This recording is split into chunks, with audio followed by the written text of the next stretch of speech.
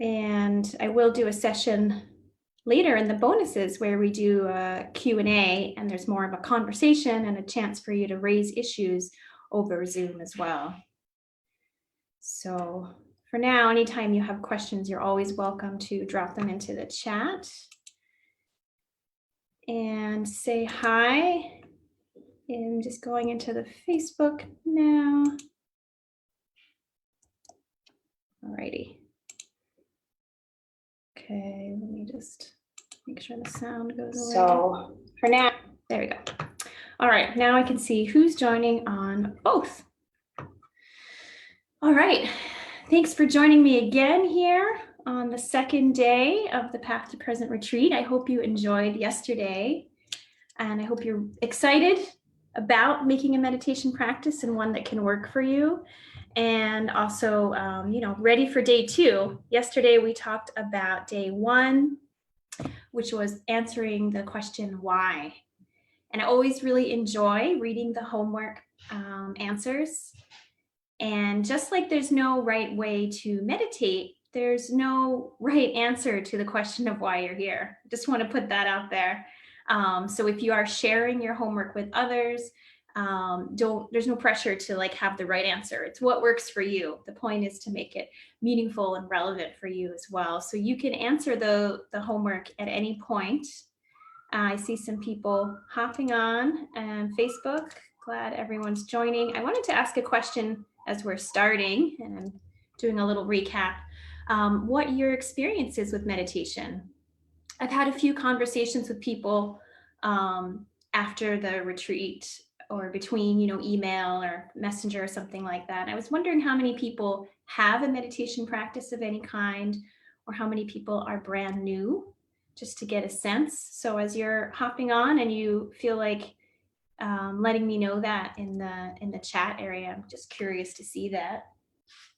So yesterday in day 1, as a very brief recap, we talked about 5 myths of meditation. And one of the reasons we did that is because sometimes people have some unrealistic expectations about what meditation might do for them, or what it might mean, or what it might actually be involving or feel like. And so we looked at sort of what meditation is not, as a way of working more with what it is. And in this retreat, we are looking at your practice itself and this shape and container of your practice. And I call it the path to presence, and I'm going to use that metaphor occasionally too. When in terms of the path, what we're talking about today is when, and it's the timing, which is a pretty crucial part and an often difficult part as well. And I think of it as like the paving of your path. And you could, this is an opportunity to think, how do you want to pave your path? How do you want to create this container for your meditation practice? And thinking of the difference between, a beautifully crafted wooden boardwalk or well-set stonework, having this kind of deep intentionality, and also making it smooth, making it easier to travel, is about setting the timing. So I'm seeing some responses come in here, a few people who are new. I see someone trying to meditate most days or having some experience. So as I suspected, there's often a range of experiences when I present these.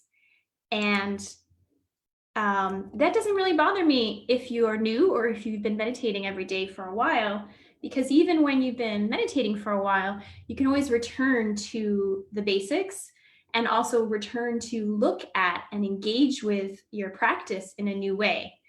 And so that's why having this line of inquiry, having these questions to actually engage with how you structure and how you respond to your practice is something you can do at any point in the journey, and something I encourage you to return to even on your own. That's part of the idea with this. Great, so I'm seeing lots of answers come in. And so whether you're new or whether you've been doing it for a while, this is a way that you can engage with your practice. And I hope that you will engage in this way in the future, in this way of making it really personally tailored to you. So with that, I took some notes here on what people had mentioned for some of their big whys, what benefits they're seeking in meditation. I was just going to share with you, anyone who hadn't had a chance to read some of those, so you can hear some of the diversity. So some people were hoping to slow down, to reduce stress, and finding a little bit of inner peace and calm, nourishing the self, the whole self, to prevent some chronic health issues. Someone shared a story of chronic migraines, bringing some more mindfulness into everyday life, and trying to find some acceptance on a more ongoing daily basis, and trying to be the best version of themselves and bring some authenticity, and trying to respond rather than reacting. So we mentioned all of the different physiological, mental, emotional benefits that can happen with meditation. I was going to say acupuncture. And that is, there's so many, but really taking that moment to think, well, what does it mean to me to have this practice? Is such a crucial starting point. And if you don't know right now, that's okay. Maybe it's a little bit large or broad, and it might become clear as we go throughout it. And I encourage a sense of childlike curiosity throughout all of this while we are playing with that container of the practice. So today, who's ready to talk about when?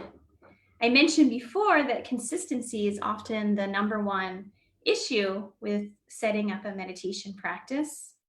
And within that idea of consistency is, of course, the timing. The question of when is one of the more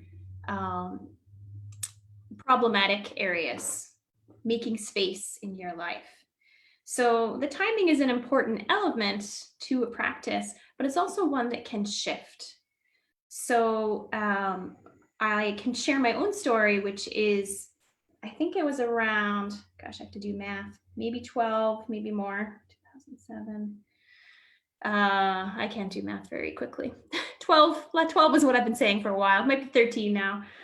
Years ago, I was doing some training at Australian Shiatsu College, actually, and doing this shiatsu or body work. And it was a very like holistic program, and we were encouraged to keep a detailed journal on our chi cultivation, our sort of energy cultivation, which included like movement, mindful movement, and meditation.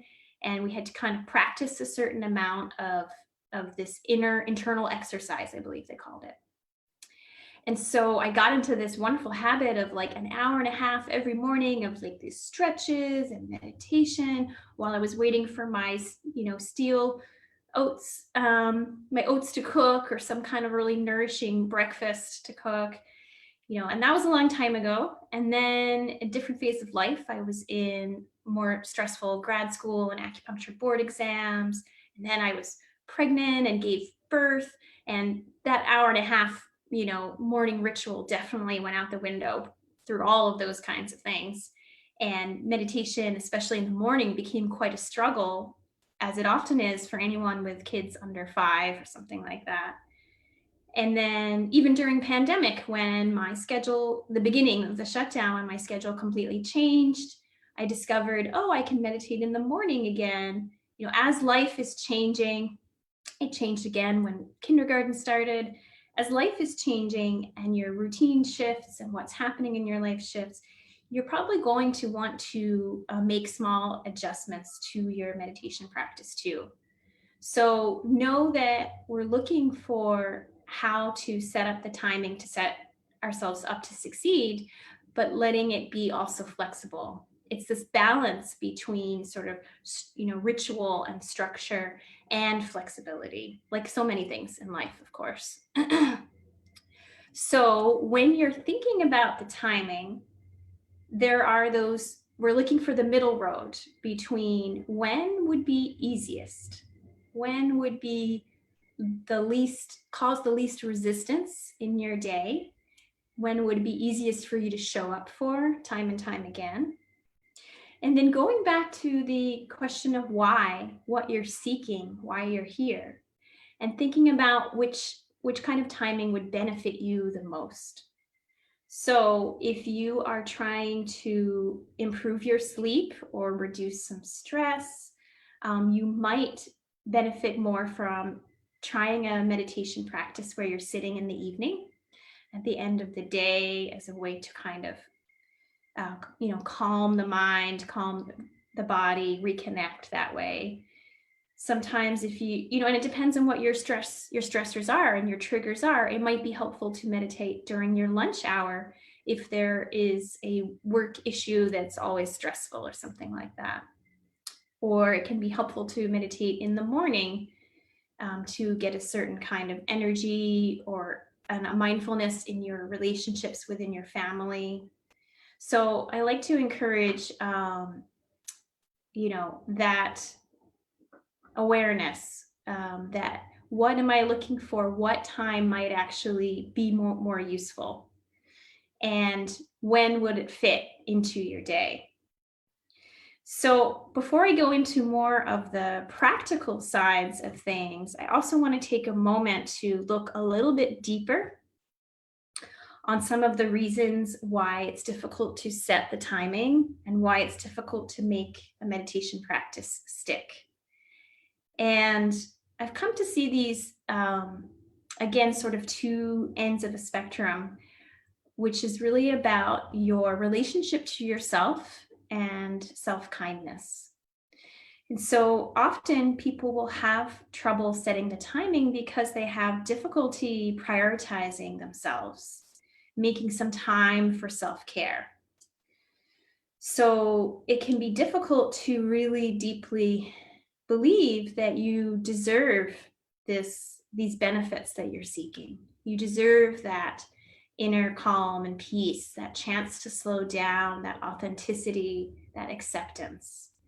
And that you can create a little space for yourself to have these opportunities to find some balance and to be with yourself and maybe to have a little more clarity as well.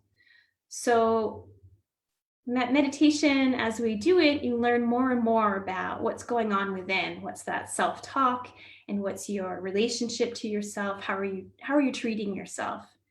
And so you may not even be aware of that quite right now, but I urge you to start to pay attention to how you're treating yourself, what kinds of expectations you're placing on yourself, and are you able to kind of advocate for yourself and make that space and time for yourself when you need it? So a couple of tips or tricks I might add to that is, of course, knowing that when you're caring for yourself, even if you have a professional or personal role as a caregiver for others, you are able to care for others better, right? We fill our teapot before we can make cups of tea, before we can do things for others. So there are times often when prioritizing yourself and making that time for self-care is actually a compassionate thing that will ripple out for others. And another thing that might help is asking yourself what you might have to give up to prioritize your own well-being. Is there a way that you could make some more time for self-care? And you might think about some time wasting habits, so often social media or checking email, or some little areas of time where you might actually be able to let go of some things that aren't serving you as well. And then something I'll go into a little bit more is that when you're having trouble making the space and creating the time, you might try practicing just some mindfulness first and making it something that can be a sort of everyday, very simple aspect. And I've had a few questions this week already on the difference between mindfulness and meditation. And mindfulness, I would say that the definition that's usually used is that it's non-judgmental awareness of the experience that's arising moment to moment. So it's kind of like the quality of attention and this ability to keep your attention on the moment as it's arising and on the experience as it's arising. And so mindfulness is what we're practicing in meditation in a more formal way. And I think of mindfulness as kind of like the informal meditation practice. So if you're brand new to meditation, you might benefit from just starting with a very short, 5 minutes or less kind of just mindfulness practice. And just, when you've done something that isn't even that special, like an ordinary event, like feeding the dog or boiling the kettle or something like that, you might take that opportunity to have a few mindful breaths and start really simple with really minimal expectations that way. Okay, so on the other spectrum, one is having difficulty prioritizing yourself and making space for your self-care this way. The other side is being a little too hard on yourself and having really ambitious expectations. So unrealistic or overambitious expectations also will not help you in the long run because they're hard to sustain. And if you feel a sense of failure, then you might not want to show up again to continue to grow your practice. And so this can happen from a lack of self-compassion as well, or a lack of self-awareness. And luckily, the problem is kind of the answer to the problem as well. So when we're able to actually show up for meditation and pay attention to how we're treating ourselves within, maybe cultivate some more self-compassion, you start to see a little more clearly how that's playing out. And we can, today we're going to do a little practice on self-compassion, since I see these as linking both of the difficulty in setting a practice timing. So in terms of being more compassionate to yourself, another thing I'd say is don't try to change everything at once. I know it is January and the time of New Year's resolutions and intentions. If you're trying to change your diet, exercise more, make a meditation practice, that can be awfully difficult to maintain as well. So just starting simple, start where you're at, and notice where are you? That's the first question. What can I really do here? What would work for me?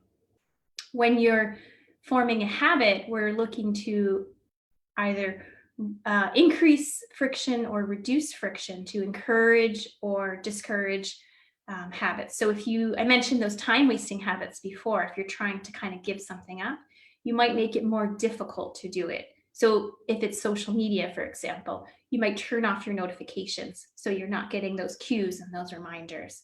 That's increasing a friction to a habit, making it harder to actually do. If you're trying to make a habit easier to do, to make a meditation practice easier to do, we're trying to make it easier and even a little bit more automatic. And that's what we will probably talk about now. So habit stacking is one of the things, and this comes from a book I really enjoy here. If you are wanting to change a bunch of habits, Atomic Habits by James Clear. And here, I'll read something since I just opened to this. Many people think they lack motivation when what they really lack is clarity. It's not always obvious when and where to take action. And he talks about the fact that no behavior happens in isolation. Each action becomes a cue that triggers the next behavior. And most of the cues that we'll talk about are things like when and where. And tomorrow we're going to talk a little more about where. So in terms of looking at timing, habit stacking is something you can try, where you're basically using the cue of another habit that you do every day or frequently, and making that as a cue for meditation. So it might be that, I think I mentioned like feeding the dog. It might be that you meditate, you sit quietly for 2 minutes after feeding the dog, or waiting for the kettle to boil, or right before lunch, before or after after probably putting kids to bed. We don't have as many commutes anymore, but if you do have some kind of commute, you can do it at the start or end of commuting. Let's see. I often will tell people even to try it in their car when they arrive at their house before they go in, or when they arrive at work before they go in, something like that. There's thinking about what are all the things that you're doing with your time and throughout the day, and looking for either when might be an opening that would make it easy, and can you even kind of be aware using another habit that comes right before it as a kind of a cue. So that can be helpful. And another thing, of course, can be to set a reminder. As you try out different times, you might set a reminder on your phone, an alarm or something like that, as a way to remember to show up, right? We do, unfortunately, as we're learning something new, we do often need a little bit of structure. And a couple of issues that can come up with that is caffeine and coffee is something I usually talk about, especially because a lot of people like to meditate in the morning. So I'm drinking some tea here, but if you need a morning cup of coffee and you feel revved up, you might try just drinking half a cup, or drinking some decaffeinated coffee or tea. And or you might try meditating at another time of day. If you're noticing, sometimes that's something people have reported, feeling a little the edge of caffeine because they're sitting in the morning right after having some coffee. If you're noticing sleepiness, on the other hand, you might try meditating at a different time of day if you're doing it right before sleep. Or you might also look at how much sleep are you getting, and are you exhausted, first of all? Is there something you could do to nourish and replenish your energy a little bit more? And there's also posture and things you can do physically to make it so you're less sleepy. And I'll be going over obstacles to meditation in the bonus days, and I will be doing a Q&A. You're welcome to bring any issues that are bothering you. I had one question just now I wanted to address before we do a practice, which was, what's the difference between habit stacking and multitasking? And so it doesn't necessarily mean that you are, and it can be quite hard to do other things when you're sitting in meditation. It doesn't mean that you're doing them at the same time. It means that you are looking at another habit and maybe using that as a cue or a reminder. So you can set a reminder on your phone, or you could be like, this is my intention. I'm going to meditate after walking the dog, feeding the dog, animal, cat, any child, spouse, whatever, if there's anyone that you're feeding in that way. So I don't think it's necessarily doing them at the same time, if that makes sense, because that's kind of hard to do. So hopefully that's all making some sense. Having a visual cue can be helpful as a reminder too, and we'll be talking about that a little bit more tomorrow, when we will be looking at where and sort of your environment for meditation, because that can be helpful in creating a good habit, basically, in meditation, because this is a practice, and we're going to do the meditation piece now, but I also like to spend a lot of time thinking about the pieces of the practice and bringing some mindfulness and awareness into how you are wanting to create this habit for yourself.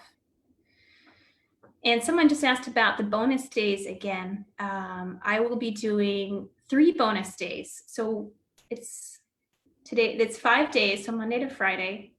And then on Saturday, we'll be doing a bonus day that looks at who and are the role of identity in creating the habit. And the Sunday will be the Q&A session fits for you to bring anything that you want to talk about or any issues that are going on. And the last day will be next Monday, where I'm going to cover specific obstacles, like I mentioned, sleepiness and things like that. And that's in the workbook too, if you get confused. They're all at 9 a.m. except for the Zoom Q&A, which is 2 p.m. Eastern Standard Time. And if you can't make that time because you're in a different time zone or something, you can always submit things to me written. And any questions at any time, you guys can do written. All right, so it's getting a little bit late. I want to get into a practice where we can do a little more self-compassion as well. So if you are on Zoom and you want to turn your video off, this would be a good time to do that. And wherever you are, take a moment to begin to settle in, letting yourself find a comfortable posture. So if you are sitting, getting that balance between alertness, energy, awake, awareness, and grounded, centered, restfulness and ease. So take a moment in your body. You might just line up your spine. Let your chin have a gentle tuck inwards so you're not putting undue strain on your neck and head. And close your eyes if that's available to you now. Otherwise, you can soften your gaze. And let's begin by anchoring into the body. Just become aware of your whole body, sitting or lying. Feel yourself arrive in your body, arriving in the present moment.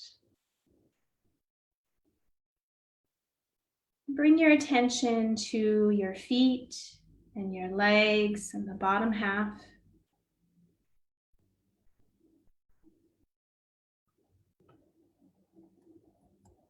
Notice the sensations that might be arising, any tingling or temperature change. Can you feel a sense of gravity?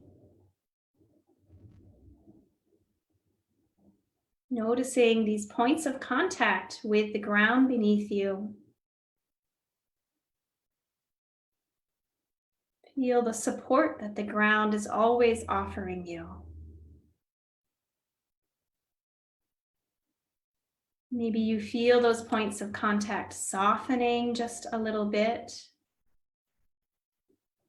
sinking into the ground, maybe even feeling a sense of the ground receiving you, a sense of belonging with the earth.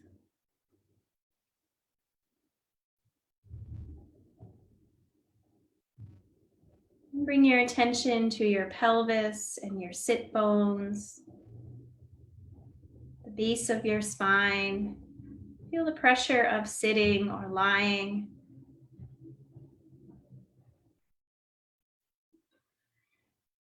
As you scan the body for any tension, just inviting it to soften. Cultivating a little kindness with ourselves.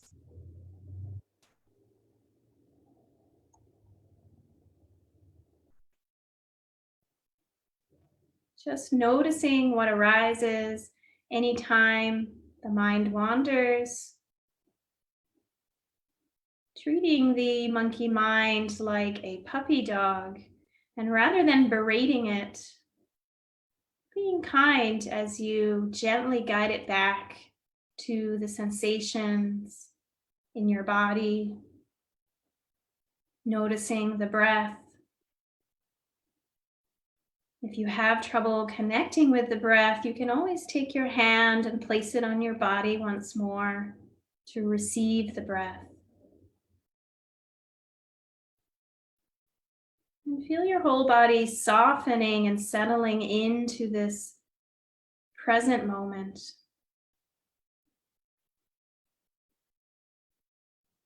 Noticing the sensations of breath that arise. Feel the soft belly receiving some breath.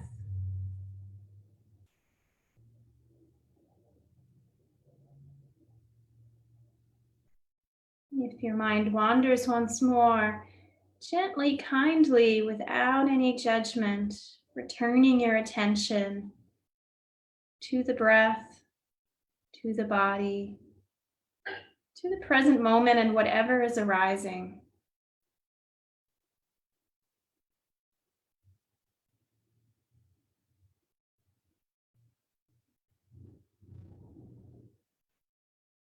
Can you make a little space for whatever is arising? As each inhale opens up some space from within your body, are you able to extend a welcome or an invitation to whatever your experience of the moment is?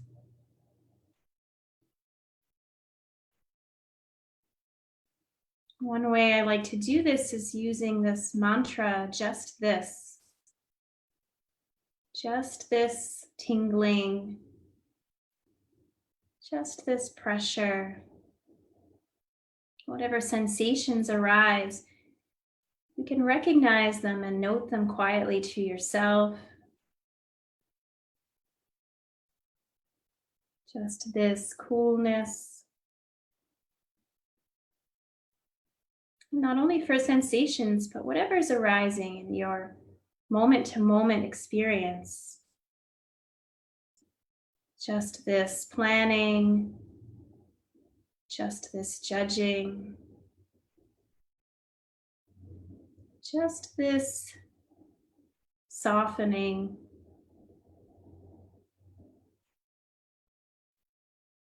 just this anxiety or restlessness, just this boredom, whatever's arising.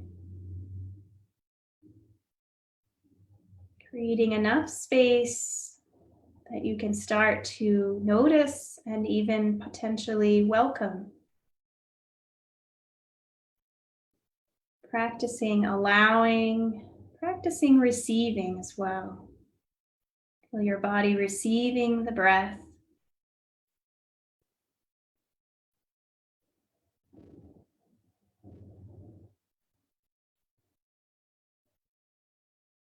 And then without moving any of the muscles in your face, any of the outward muscles, from within, imagine the feeling of a smile. Imagining the upturn, the corners of your mouth, the softening of the eyes, feeling this energy of the inner smile, that warmth and welcome, this kindness.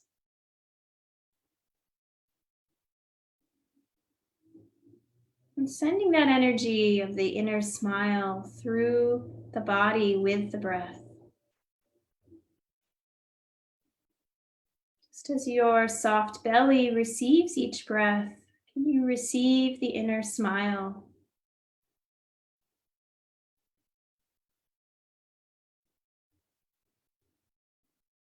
Recognizing this basic goodness of yourself. Letting each breath become like an act of self-compassion, kindness.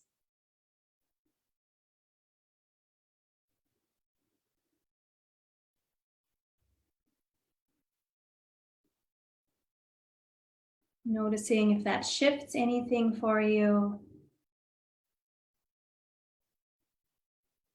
When the mind wanders, returning to the breath, to the body, perhaps to this experience of the inner smile.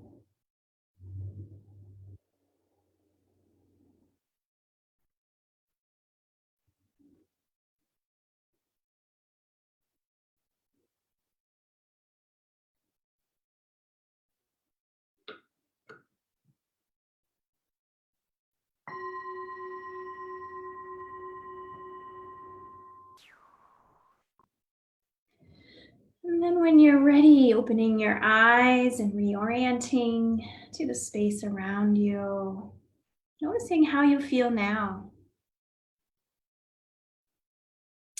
Moving your body in any way that you might need to. And so this was a short practice on what we do in meditation of connecting in the body, connecting in the moment.